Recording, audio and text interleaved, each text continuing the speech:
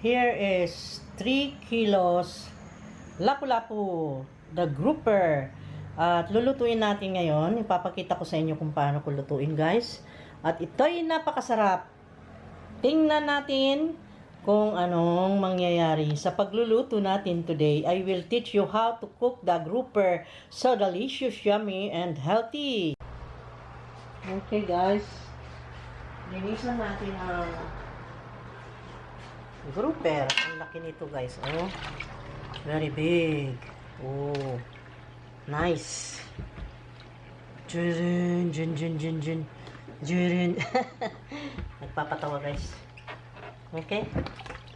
Magluluto tayo today ng masarap. This is 3. My God, ang laki. 3 kilos ito, guys.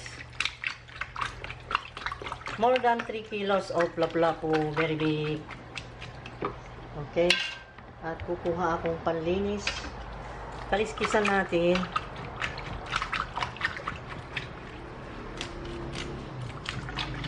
Nilalagyan ng tubig ang basin para sa ganon.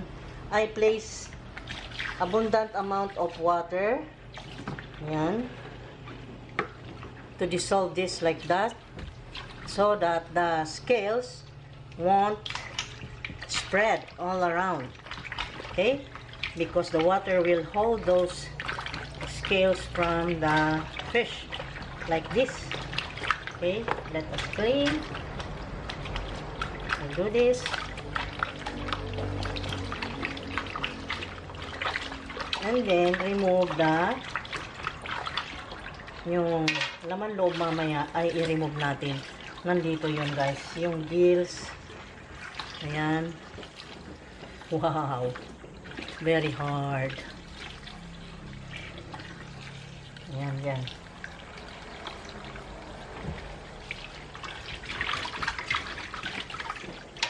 Okay.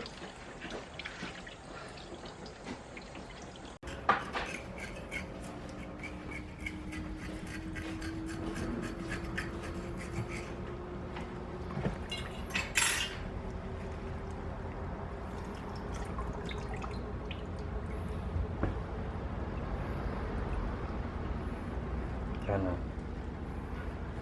Sabi na?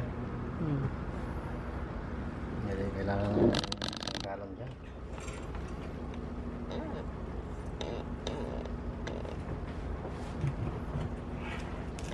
Dapat yung kaliskis na ngayon. Alam mo naman eh.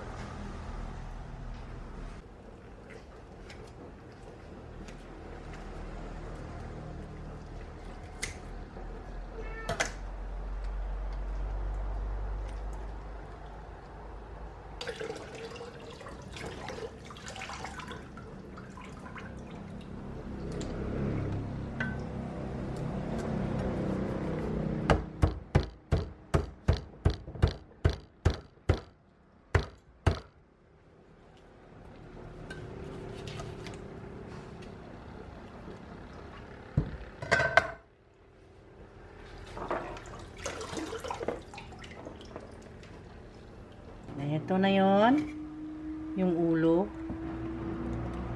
Oh, may ulo. Yung ulo ay tinola ko yan. Kalakip yung buntot. Ito ang sweet and sour natin. Sweet and sour ay itong sa body niya. Okay? At buntot and ulo is tinola. Ayan. Okay, mag sweet and sour na tayo. At ito ay sa sabaw yan, sa tinola. Sweet and sour muna iluto natin. Itong 1, 2, 3. Yung body. Okay?